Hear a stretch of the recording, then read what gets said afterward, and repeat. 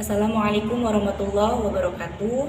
Perkenalkan, saya Pipi Lydia, PMI 5A, dan yang saya hormati Bapak Yanwar Pribadi MA selaku dosen pengampu mata kuliah Politik Islam Kontemporer. Langsung saja, di sini saya akan menjelaskan materi ke-10, yakni terkait politik Islam antara orientasi dakwah dengan kekuasaan. Jadi materi ini menjelaskan tarik-menarik politik Islam antara dakwah dengan kekuasaan semata. Walaupun dakwah itu pada awalnya identik dengan upaya kultural, namun upaya dengan pihak-pihak yang menarik dakwah pada lingkungan jihad atau lingkungan politik itu telah merubah pemaknaan terhadap dakwah itu sendiri. Jadi dalam politik Islam, dakwah itu identik dengan politik Islam itu sendiri, yakni tegaknya syariat dan negara Islam. Tapi pihak lain banyak yang mempolitisasi Islam itu untuk merebut kekuasaan, untuk meraih kekuasaan. Menurut sebagian kalangan, partai politik, bahkan partai politik Islam itu sendiri yang lebih banyak mempolitisasi Islam daripada memperjuangkan Islam. Maka dari itu muncullah perbedaan pendapat. Ada sebagian kelompok yang berpendapat bahwa dakwah itu adalah penyebaran Islam secara damai, yang menolak sekali di dalamnya terdapat sebuah kekerasan gitu. Walaupun kekerasan itu disebut dengan jihad atau dilakukan dengan tujuan kebaikan gitu, sangat tidak diperbolehkan.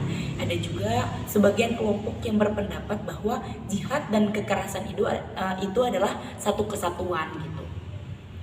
Itu menurut Hasan al-Banna tahun 1990. Misalnya seorang dai yang juga seorang mujahid. Jadi perbedaan pendapat antara dakwah dengan kekerasan ini muncul dari perbedaan interferensi dalam Al-Quran yang menegaskan bahwa tidak adanya paksaan dalam agama. Jadi terkait dakwah dengan kekerasan, muncullah dua kategori aktivis dakwah. Yang pertama adalah aktivis dakwah pasifis, yakni aktivis dakwah damai yang di dalamnya sangat menolak sekali adanya kekerasan dalam dakwah. Yang kedua adalah aktivis dakwah apensif yang di dalamnya masih diperbolehkan adanya kekerasan. Maksud dari diperbolehkan adanya kekerasan dalam dakwah itu adalah bahwa kelompok mereka itu berpandangan dakwah itu adalah politik. Tujuan dakwah adalah tujuan politik. Jadi untuk mengambil kekuasaan, untuk mendirikan negara Islam gitu. Jadi lantas apa yang harus kita dahulukan antara dakwah dengan jihad dalam kekerasan? Ini itu menjadi pertentangan gitu, yang sangat berlarut-larut, yang tidak selesai-selesai dalam gerakan radikal dan Islamis. Walaupun para ulama salafi berpendapat atau sepakat adanya Nabi dengan para sahabat yang menjadi model utama, tapi mereka berbeda pendapat untuk menciptakan masyarakat yang Islamis, untuk melindungi umat-umat Islam seperti itu.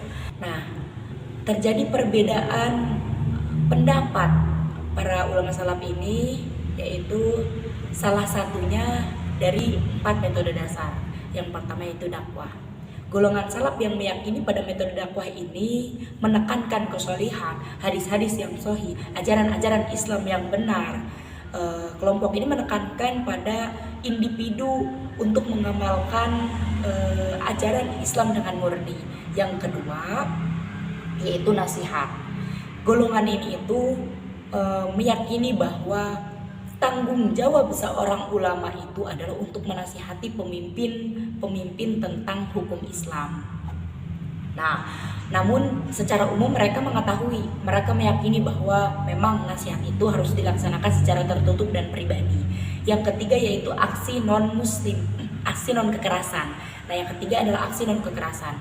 Nah, golongan ini itu menekankan bahwa seluruh umat Islam, khususnya para ulama, untuk terbuka atau menantang, berbicara secara lantang menolak adanya perbuatan-perbuatan yang tidak Islami. Yang ketiga adalah aksi kekerasan. Nah, golongan radikal ini berargumen bahwa kewajiban para umat-umat Islam itu untuk menurunkan pemimpin-pemimpin yang tidak menjalankan ajaran Islam dengan benar, yang tidak menerapkan ajaran-ajaran Islam yang benar. Memang mereka itu selalu setuju dengan metode-metode yang lain, tapi lebih menekankan pada kekerasan, lebih mengharuskan adanya kekerasan. Mungkin hanya itu materi yang dapat saya sampaikan terkait politik Islam antara dakwah dengan orientasi kekuasaan. Mohon maaf bila ada kata-kata yang salah. Saya tutup. Wassalamualaikum warahmatullahi wabarakatuh.